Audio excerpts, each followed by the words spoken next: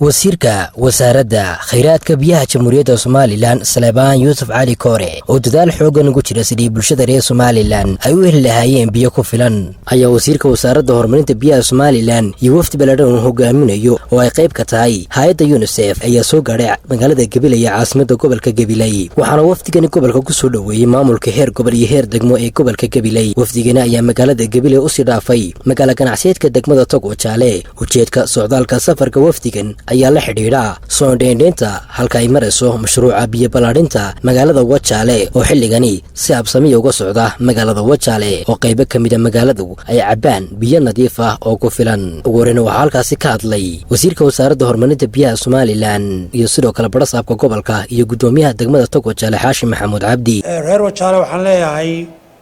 kuwa kale oo aanu hadda meelayo ka bilownay way jiraan oo ceelal soke ah kuwaas oo ku dhowdo hadaan suurtagal ay noo noqoto wax rabnaa inaanu ka dhigno kuwa Wajaale biyaasi qaar baanu hadda kormeerayna qaarna waa wasaaradda beeraha markii hore qoday laakiin markii dambe waxba la iska weydiiyay mid hadda ku jira baa jira isagana waa eegaynaa biyaha xadigooda tubooyinkuna waa u dhow yihiin kulli ceelka deegaanka Wajaale priority ahaan buuxino meesha waligu mudnaan dalka inaan biyaha siino berbere biyaheedii waa dhamaystir meesha labaad oo aan rabaa inaan biyaha dhamaystirno wax weey Wajaale inaan biyo ku filan oo joogto ah ay Wajaale hesho runtii maalinta ka dambaysa waana soo kordhayaan biyo gelinta Wajaale waxay u baahan tahay in aynu runtii siyaasadda dawladda ee ay biyaha la balaariyo wasiirkuna hormood ka yahay runtii meel walba markay bilow tahay waxay leedahay balaan dhow iyo balaan fog marka balaankii dhow waa 80% waa guuleystay balaankii fogaa ee ahaa in aad iyo aad baan ugu faraxsanahay hawshaas aad ku soo noqotid mar walba aad ugu hawl gashid sidii magaalada degmada Togwajaale ay biyo u heli lahayd wareejinta maynka beebka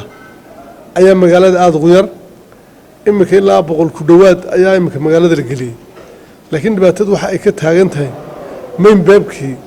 ayaan magaalada wada gaarsiisnay dadku aad bay ugu heelayeen